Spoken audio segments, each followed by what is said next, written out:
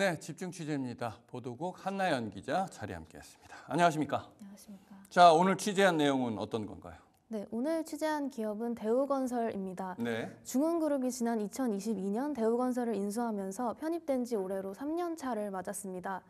대우건설은 대표이사 교체, 대대적 조직 개편 등 변화를 만들어가고 있는데요. 올해 실적 부진의 늪에서 벗어나지 못하고 있는 대우건설의 경영 체제와 사업이 어떤 변화를 겪고 있는지 살펴보고자 취재했습니다. 네, 첫 번째로 선정한 키워드는 김보현 대표이사 체제 전환입니다. 지난해부터 지속된 국내 건설 시장 침체를 대우건설도 피하고 있지 못하고 있습니다. 정통 대우맨이라 불리는 백정환 사장은 내년 2월 임기를 마치고 대표이사직에서 물러난다고 밝혔는데요. 백 사장의 후임으로는 대우건설의 김보현 총괄부사장이 내정됐습니다.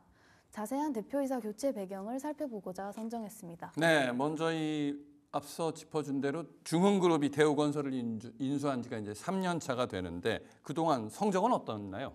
네, 지난 2022년 중흥그룹은 경쟁자였던 DS네트워크스 컨소시엄과의 인수전을 통해 최종적으로 대우건설을 품게 됐는데요. 네. 올해로 인수 3년 차를 맞았습니다. 시공능력평가 3위인 대우건설은 올해 3분기 매출 2조 5,478억 원, 영업이익 623억 원, 당기순이익으로는 403억 원을 기록했는데요. 매출은 전년 동기 대비 14.8% 감소했으며 영업이익도 같은 기간 67.2% 급감했습니다. 당기순이익도 63.3% 감소하면서 실적 부진을 피하지 못했습니다. 네. 이는 국내 건설 경기 악화와 진행 현장 수 감소 및 원가율 상승으로 인한 악재 등이 겹치면서 영향을 미친 것으로 풀이됩니다. 네, 알겠습니다. 자, 김보현 신임 대표이사가 내정이 됐는데 구체적인 배경은 어디서 찾아봐야 될까요? 네, 중흥그룹은 대우건설 인수 당시에 독립경영 보장의 일환으로 3년간 대우건설 법인의 대표이사는 대우건설 임원 중에서 선임하겠다고 약속한 바 있습니다. 네. 그 결과 백정환 사장이 임명된 것인데요. 약속한 이 3년의 기한이 만료됨에 따라서 김보현 신임 대표이사가 선임된 것으로 보입니다. 김 내정자는 1966년생으로 정창선 중흥그룹 회장의 사위이자 정원주 대우건설 회장의 매부인데요. 대한민국 공군 준장으로 예편한 뒤 2021년 대우건설 인수단장을 맡아 중흥그룹의 대우건설 인수 과정을 총괄한 바 있습니다. 편입 이후에는 대우건설 고문직을 1년간 역임했고 올해까지는 총괄부사장을 지냈습니다. 대우건설에 따르면 오랜 기간 군에서 쌓아온 경험을 바탕으로 합리적이면서 빠른 의사결정을 내리면서도 조직 구성원을 살필 수 있는 역량을 갖추고 있다는 설명인데요. 김 내정자의 선임은 대우건설의 오너 경영 시대가 열린다는 신호로도 판단됩니다. 사실 일각에서는 이번 선임과 관련해 김 내정자가 공군 출신인데다 건설업 경험이 많지 않아서 현재의 이 실적 위기를 잘 타파해 나갈지 우려하는 목소리도 나오는 모습입니다. 이와 관련해서 대우건설 측은 건설시장 불확실성이 내년에도 지속될 것으로 전망되는 가운데 빠른 의사결정과 책임 경영의 중요성을 강조하면서 선제적인 신임 대표이사 체제 구축으로 위기를 극복하기 위해 선임했다고 배경을 밝혔습니다. 두 번째 키워드는 조직 슬림화입니다. 대우건설이 오너 일가인 김보현 신임 대표이사 체제 출범을 앞두고 대대적인 조직 개편에 나섰습니다. 김보현 대표 내정자를 중심으로 책임 경영 체제 강화 및 현재 위기를 극복하겠다는 계획인데요. 해당 변화 구체적으로 살펴보고자 선정하게 됐습니다. 네, 조직 개편과 정기 임원 인사를 통해서 굉장히 많이 조직을 슬림화했다고요?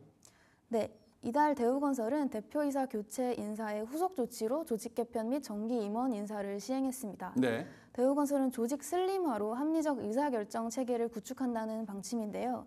구체적으로 살펴보면 우선 기존 7본부 3단 4실 83팀에서 5본부 4단 5실 79팀으로 기구 조직을 개편했습니다. 특히 이 기존 재무와 전략 기능을 합친 재무전략본부가 통합 신설된 것이 주목할 점인데요. 리스크를 안정적으로 관리하면서 수익성 중심의 경영을 강화하기 위한 선택으로 풀이됩니다. 해당 부서는 기존 전략기획본부장인 손원균 전무가 담당하게 됐는데요. 손 전무는 지난 2019년 중흥그룹에 합류한 이후 이어 대우건설의 전략기획본부장을 맡았으며 이전에는 헤럴드의 감사 및 미술 전문기업 헤럴드 아트데이 대표를 역임한 바 있어 김보현 내정자와도 연이 있습니다. 나아가 기존 안전품질본부 조직에서 CSO가 전담 컨트롤 타워가 된 안전조직은 별도 분리해서 CEO 직속 체계로 재편했습니다. 반면에 스마트 건설 기술 개발과 운영을 담당할 스마트 건설 기술 연구팀, 노후 하수 처리장 현대화 사업 시장 확대 전망에 따른 환경 수처리팀 등 신사업 관련 조직은 신설했습니다. 네, 또 이번 이 인사에서 젊은 피 수혈을 통한 세대 교체에서도 나섰다고요? 네.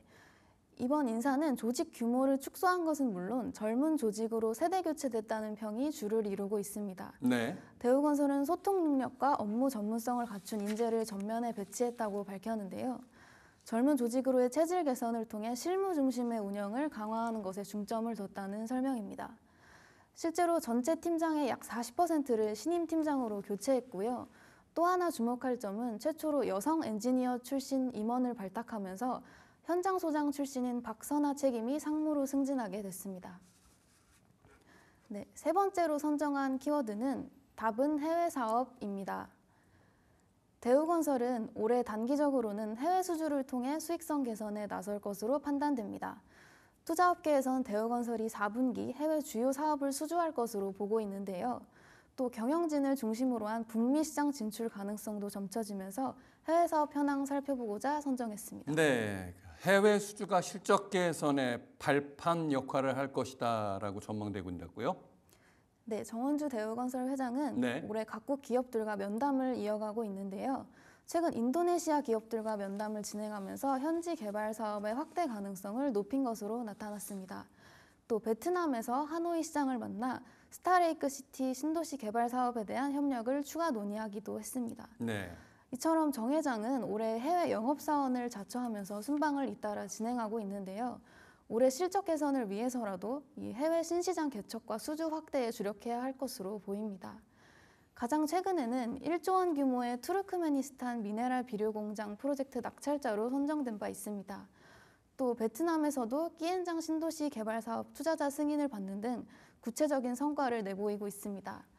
대우건설은 연내 나이지리아, 이라크, 베트남 등 주요 해외 거점 국가에 역량을 집중하겠다고 밝히기도 했습니다. 네, 회장을 중심으로 해서 이 직접 해외 시장 진출에 나서고 있다라는 얘기도 들리고 있습니다. 네, 정원주 대우건설 회장은 최근 현대건설 출신의 네. 정진행 부회장을 영입하면서 글로벌 사업, 특히 북미 시장 진출에 눈독을 들이고 있는데요. 네. 최근 정 부회장과 정정길 미주개발 사업 담당 상무 등은 미국 시카고와 뉴욕을 방문해서 현지 시행사 등과 협력 방안을 논의하면서 북미 시장 진출 가속화에 나선 것으로 알려졌습니다. 구체적으로는 이 미국 시장에서 실질적인 개발사로서 토지 매입, 인허가, 착공 및 준공, 임대 및 매각 등을 수행하고자 한다는 뜻인데요. 한국에서 추진 중인 개발 사업과 외국인 투자자 대상 혜택을 소개하면서 국내외 협업 가능성도 제시했습니다. 다만 대우건설 측은 이 해외 부동산 개발 사업은 기획부터 준공까지 오랜 시간이 걸리는 만큼 단기적인 성과보다는 중장기 전략을 수립할 계획이라며 아직은 말을 아끼는 모습이었습니다. 네. 이 밖에도 투자업계가 4분기 중 9천억 원 규모의 리비아 하수처리장 재건 사업, 1조 8천억 원 규모의 이라크 알포 해군기지 추가 공사 수주 가능성에 대한 기대감을 표하면서 연내 수주 성과를 이뤄낼 것으로 점쳐지고 있습니다. 네, 알겠습니다. 오늘은 중흥그룹이 지난 2022년 인수한 대우건설에 대해서 자세히 진단을 해봤습니다. 집중 취재 보도국 한나연 기자였습니다. 수고했습니다.